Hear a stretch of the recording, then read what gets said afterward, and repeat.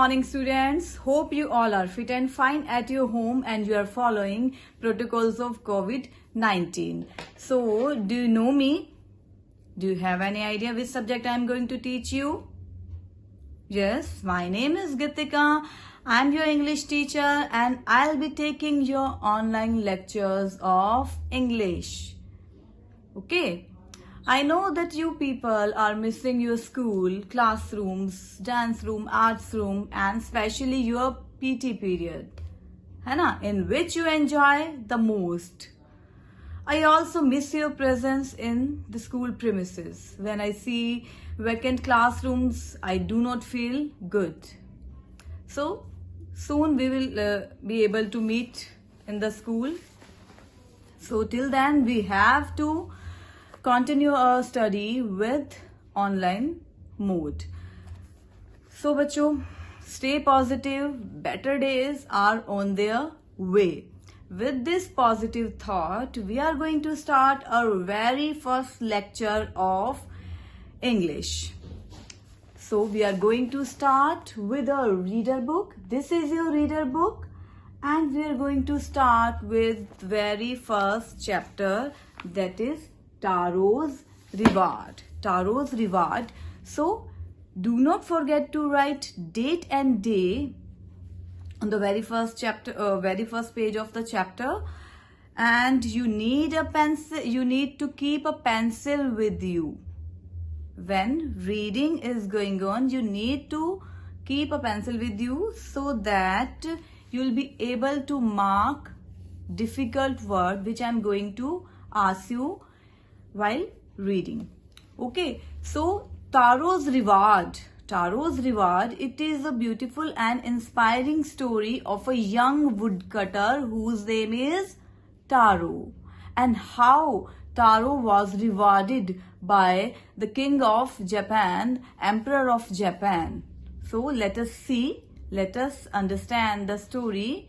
So stay focused, listen all the things carefully, pay attention on the pronunciation of words so that you also will be able to enhance your vocabulary and pronunciation to try to grasp the meanings of the words as well.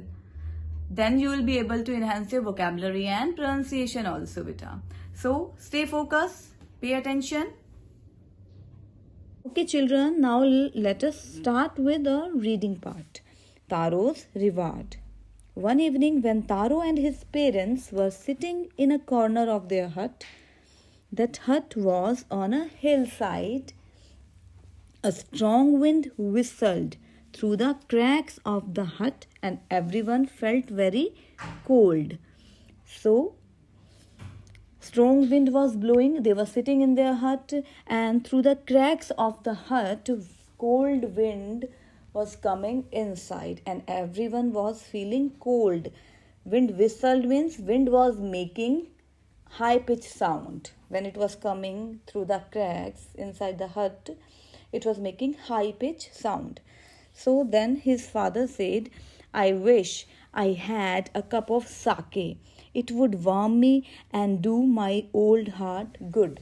So his father wished a cup of sake. Sake means a Japanese drink made of rice. So his father wished a cup of sake. This made Taro sadder than ever, for the heart-warming drink called sake was very expensive. Taro became sad. Why? Because he was not able to fulfill the wish of his father. He needed a cup of sake, but it was very expensive. Now, what happened next? Next morning, Taro jumped out of bed earlier than usual and made his way to the forest. He woke up early and went to the forest. He started chopping and cutting down the trees. So he chopped and cut. Underline chopped, expensive and heartwarming. Heartwarming means which provide warmth to heart. He chopped and cut. His mouth was dry and his face was wet with sweat because he was doing a lot of hard work since morning. So he was thirsty and he was full of sweat. My poor old father. If only he was as warm as I. So, still he was thinking about his father. Now, suddenly, Taro stopped chopping. He was chopping, he was making small pieces of wood. He stopped chopping. He heard the sound of rushing water. Rushing water means running water. He heard the sound of running water. He ran into the direction of the sound. Could it be? Could it possibly rushing water? So he was surprised that before that he had never heard the sound of water at that particular place where he was chopping. So he was surprised, but he was thirsty. Also, Taro ran into the direction of that rushing water. Taro saw a beautiful waterfall hidden behind a rock. So he saw a beautiful waterfall there. Kneeling, he cupped a little in his hand and put it to his lips. Now he make a shape of cup with his palms and he drank the water. Now he was surprised. Again he was surprised. I can't believe this. I can't believe this waterfall has delicious sake instead of water. When he drank water, it was not water, it was sake, the expensive drink which he was needed for his father. So he was surprised. Taro quickly filled the pitcher he had with him and hurried home. So underline pitcher. What is the meaning of pitcher? A container, a jug. In that container he filled sake and took it to his home. The old man was delighted. Taro's father was very happy with the sake. After only one sip of the liquid, he stopped shivering. He was shivering due to cold. His body was shaking slightly. So he stopped shivering as he drank only one sip of sake.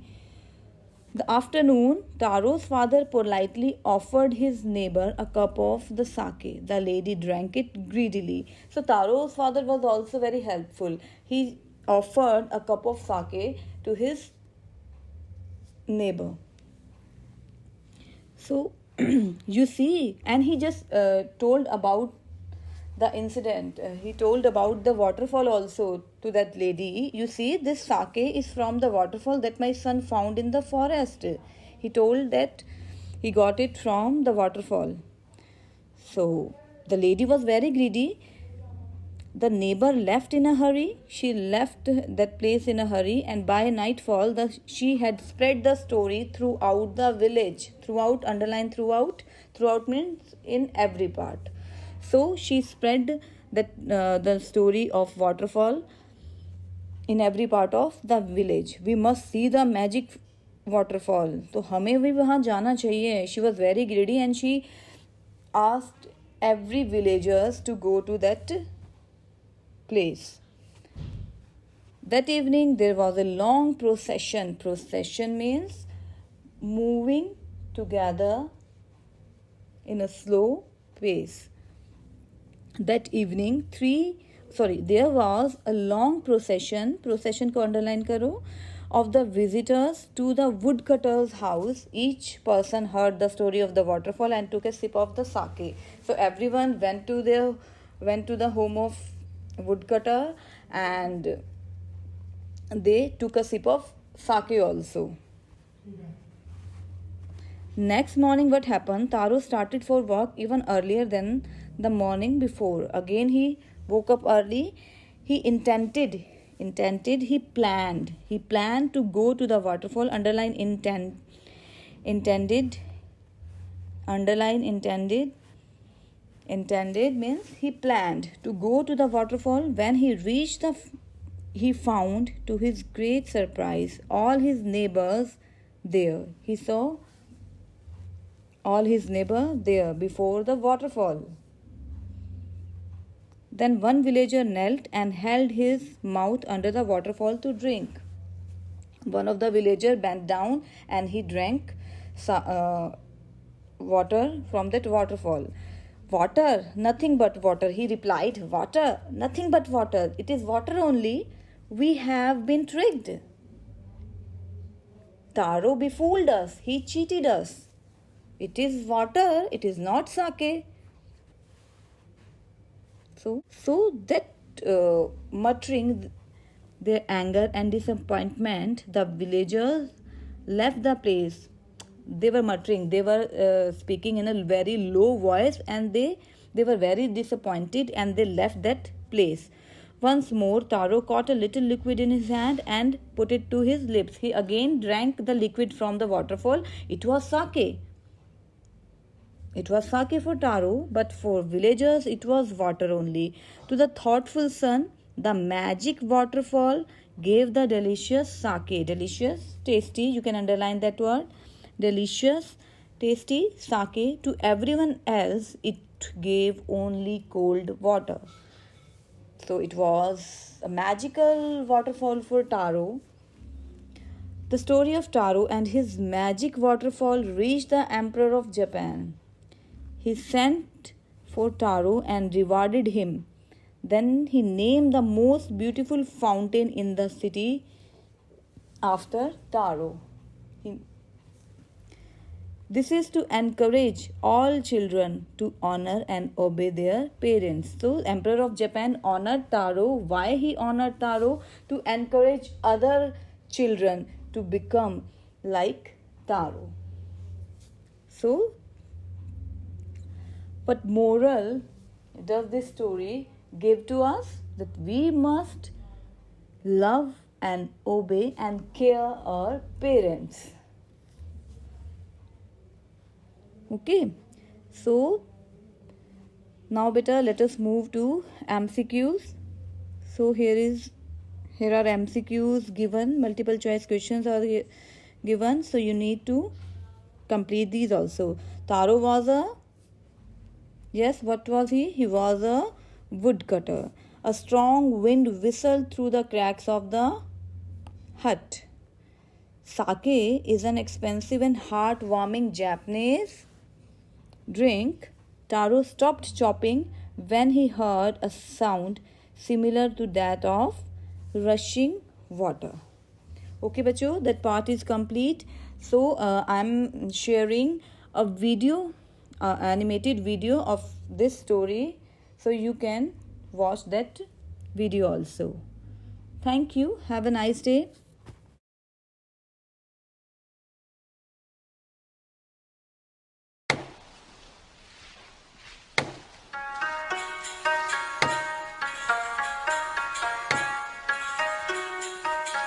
A young woodcutter named Taro lived with his mother and father on a lonely hillside.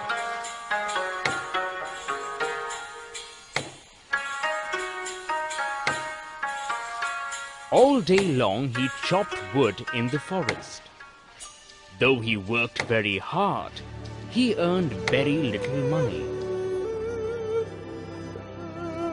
This made him sad, for he was a thoughtful son and wanted to give his old parents everything they needed. One evening, when Taro and his parents were sitting in a corner of their hut, a strong wind began to blow. It whistled through the cracks of the hut, and everyone felt very cold. Suddenly, Taro's father said, "I wish I had a cup of sake. It would warm me and do my old heart good."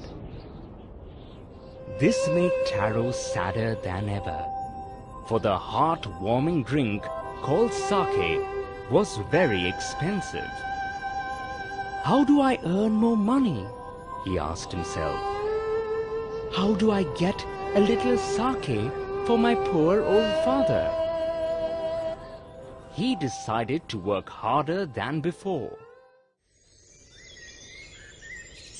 Next morning, Taro jumped out of bed earlier than usual and made his way to the forest. He chopped and cut as the sun climbed, and soon he was so warm that he had to take off his jacket. His mouth was dry and his face was wet with sweat.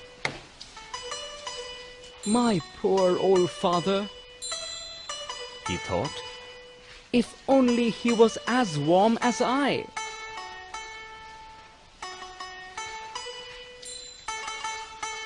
And with that he began to chop even faster, thinking of the extra money he must earn to buy the sake to warm the old man's bones. Then suddenly, Taro stopped chopping. What was that sound he heard? Could it possibly be rushing water? Taro could not remember ever seeing or hearing a rushing stream in that part of the forest. He was thirsty. The axe dropped out of his hands and he ran in the direction of the sound.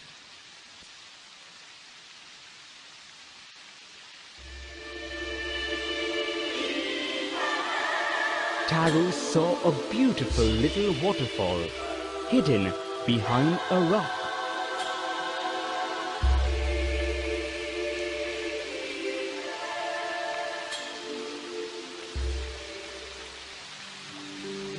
Kneeling at a place where the water flowed quietly, he cupped a little in his hand and put it to his lips. Was it water? Or was it sake? He tasted it again, and always it was the delicious sake instead of cold water. Taro quickly filled the pitcher he had with him and hurried home. The old man was delighted with the sake. After only one swallow of the liquid, he stopped shivering and did a little dance in the middle of the floor. That afternoon, a neighbor stopped by for a visit.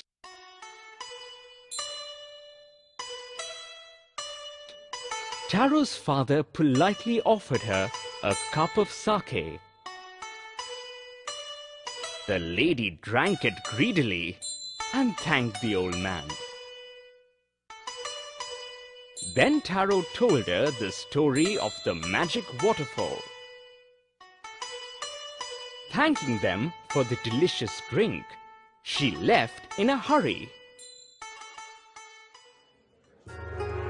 By nightfall, she had spread the story throughout the whole village. That evening, there was a long procession of visitors to the woodcutter's house. Each man heard the story of the waterfall and took a sip of the sake. In less than an hour, the pitcher was empty. Next morning, Taro started for work even earlier than the morning before. He carried with him the largest pitcher he owned, for he intended first of all to go to the waterfall. When he reached it, he found to his great surprise all his neighbors there. They were carrying pitchers, jars, buckets, anything they could find to hold the magic sake. Then one villager knelt and held his mouth under the waterfall to drink. He drank again, and then shouted angrily, "Water! Nothing but water!"